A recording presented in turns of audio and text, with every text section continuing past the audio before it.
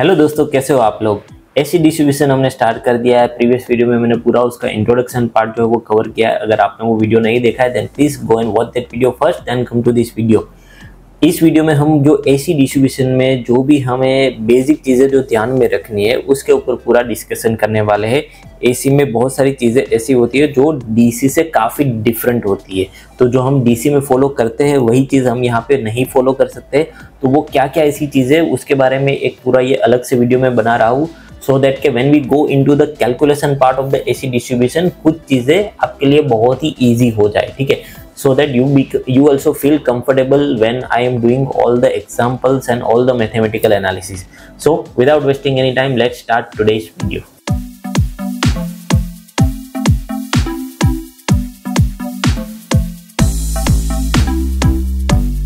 So सबसे पहली चीज जो हमें ध्यान में रखनी है वो है वोल्टेज ड्रॉप। देखो डीसी में जो वोल्टेज ड्रॉप हो रहा था, ठीक है, that was due to only register, ठीक है। सो हम वोल्टेज ड्रॉप डायरेक्टली लिखते थे IR, ठीक है। बट एसी में क्या हो रहा है कि वहां पे रजिस्टर तो है ही, साथ साथ इंडक्टर भी है, साथ साथ कैपेसिटर भी है, ठीक है। सो जो हमारा करंट फ्लो हो रहा है उसमें जो हमारा लाइन है उसमें जो वोल्टेज ड्रॉप आ रहा है that is due to register also, that is due to inductor also, that is due to capacitor also.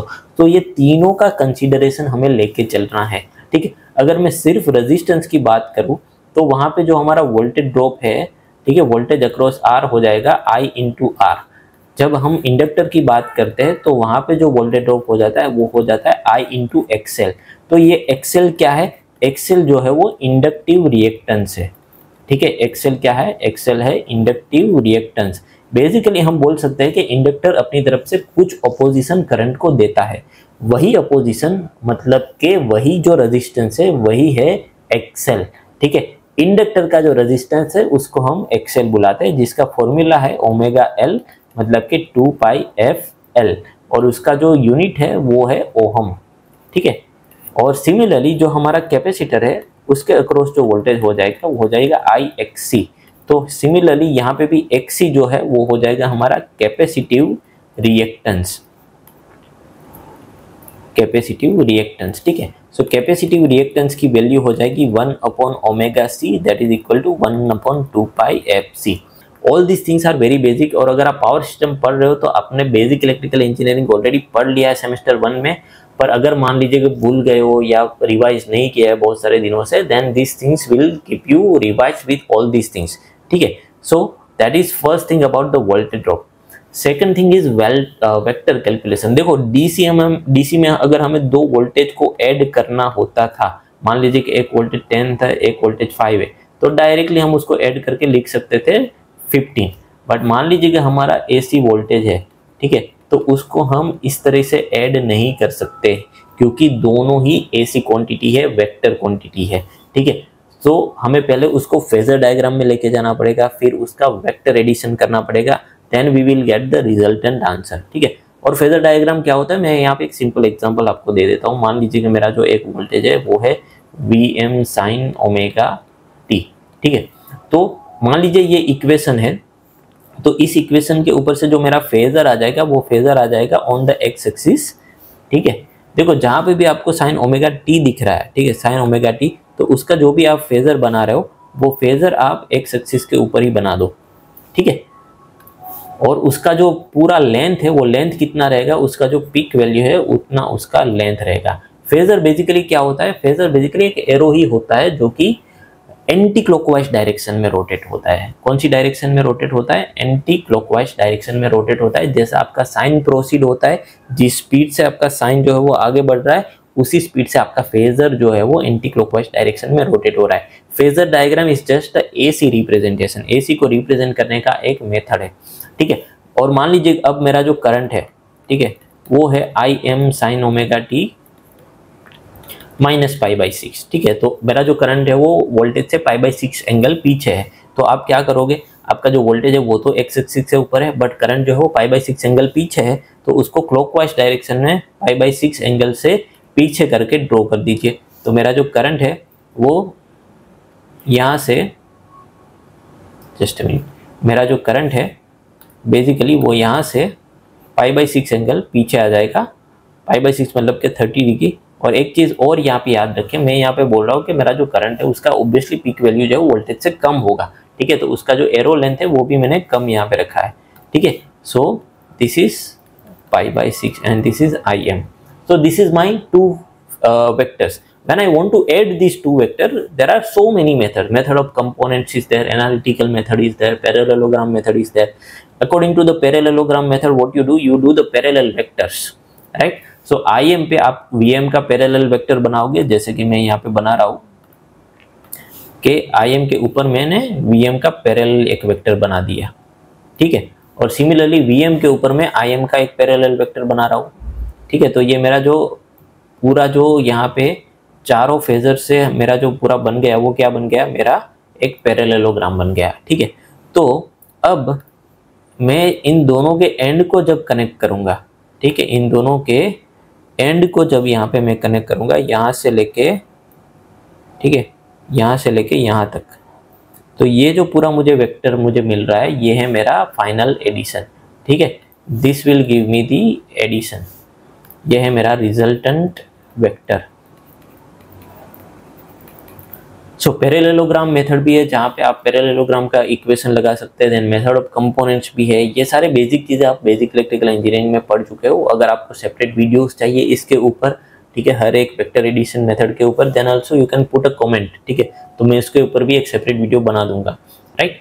So before uploading next video you just give me the comment so that I put that video before I give the next video in the particular module, right? So this is what you need to understand in the AC addition. Okay, now let's go to the third point. Third point is the power factor. देखो power के बारे में हम बात कर रहे हैं। DC में हम क्या करते थे, डीसी में हमारा जो पावर था वो बहुत ही सिंपल था, वोल्टेज इनटू करंट, ठीक है। बट एसी में हमारे पास जो पावर है वो सिर्फ एक ही पावर नहीं है। एसी के अंदर हमारे पास तीन तरीके के पावर है। एक है हमारा एक्टिव पावर जो कि है VI cos phi, ठीक है। दूसरा है हमारा रिएक्टिव पावर जो कि है VI sin phi, ठीक है। और तीसरा है हमारा एपरेंट पावर जो कि है VI। ये तो मैंने सिंगल फेज के लिए जो है वो बोला है, ठीक है। बट अगर आप थ्री फेज में जाओगे, थ्री फेज में आपका जो एक्टिव पावर हो जाएगा वो हो जाएगा √3 VL IL cos phi, ठीक है। फिर आपका reactive power √3 VL IL sin phi, ठीक है। और आपका जो एपरेंट पावर है वो हो जाएगा 3 VI, ठीक है। तो ये आपका थ्री फेज में आ गया, ठीक है। तो ये आपको समझ के चलना पड़ेगा। इसका मतलब ये है कि आप पावर फैक्टर जो कि आपका cos phi है, ठीक है, जो फेज एंगल बन रहा है वोल्टेज एंड करंट के बीच का, उसको आप ज़रा भी इग्नोर नहीं कर सकते। और जो फेज एंगल है और मतलब कि पावर फैक्टर है, पावर फैक्टर में भी आपका सप्लाई एंड और रिसीविंग एंड दोनों पे जो पावर फैक्टर है उसको कंसीडर करके चलना है। जहाँ पे भी आप कैलकुलेशन कर रहे हो, अगर आप सप्लाई एंड पे कैलकुलेशन कर रहे हो तो वहाँ पे क्या पावर फैक्टर है, लोड एंड पे कैलकुलेशन हो रही है तो वहाँ पे क्या पावर फैक्टर है, उस हिसाब से आपका पावर कितना ट्रांसमिट हो रहा है, कौन सा पावर ट्रांसमिट हो रहा है, active power, reactive power, apparent power, single phase की बात हो रही है या थ्री फेज की बात हो रही है। ये सारी चीज़ें आपको पहले डिसाइड करनी है और उसके बाद फॉर्मूला यूज करना है, ठीक है। And last thing that I want to discuss is the calculation method. देखो बहुत सारे बुक में अलग अलग नोटेशंस यूज किए जाते हैं। हम जो नोटेशन बेसिकली यूज करेंगे, जिस चीज़ को फॉलो करेंगे, जो हमने डीसी में फॉलो किया था उसी तरीके से नोटेशंस को फॉलो करेंगे। बेसिकली हम कॉम्प्लेक्स फॉर्म का यूज करके आगे बढ़ेंगे, ठीक है। कॉम्प्लेक्स फॉर्म कॉम्प्लेक्स नंबर्स होते हैं बेसिकली। तो अगर हम देखेंगे कि अगर मेरे को सिंपली बोलना है कि मेरा वोल्टेज है, ठीक है, जो कि है Vm sin ओमेगा t और करंट है मेरा Im sin omega t minus π/6, ठीक है। तो मैं इसको इससे लिख सकता हूँ ना कि ये मेरा जो वोल्टेज है Vm एट द एंगल 0 और मैं इसको लिख सकता हूँ Im at the angle -30 degree, ठीक है।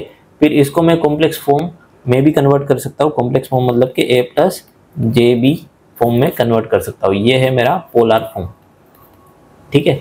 ये वाला जो फॉर्म आ गया वो मेरा कॉम्प्लेक्स फॉर्म आ गया, ठीक है। और ये जो पर्टिकुलर फॉर्म आ गया वो है बेसिकली इक्वेशन फॉर्म, ठीक है। इसमें तो कुछ कोई फॉर्म है नहीं, ठीक है। This is the equation representation of the AC जो हमने देखा था पिछले में फेजर में, that is the phasor representation of AC. और आप वेवफॉर्म भी ड्रॉ कर सकते हो। So that is the third representation of the AC. So this things you need to consider, ठीक है। ऐसे ही डायरेक्टली आप एडिशन मत कर दो, डायरेक्टली आप पावर का यूज मत कर लो, पहले समझो कि क्या हो रहा है और उसके बाद इक्वेशन को आपको लेके चलना है, ठीक है। So that is what I wanted to discuss before we actually start the calculations of the AC. I hope दोस्तों कि इस वीडियो में मैंने जो भी चीज़ें फटाफट आपके साथ डिस्कस की है, कहीं ना कहीं आपने ऑब्वियसली देखी होगी, बट फिर भी कहीं पे भी कुछ डाउट आपके दिमाग में आता है, रह जाता है, then please put it in the comment section. I would be happy to help you over that.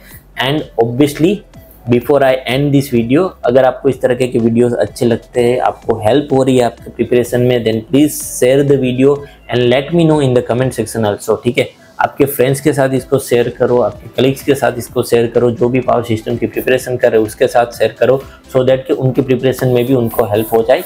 And yes, now before I end this video, keep liking the video, keep watching the video and keep supporting the channel. I will meet you in the next video. Thank you very much.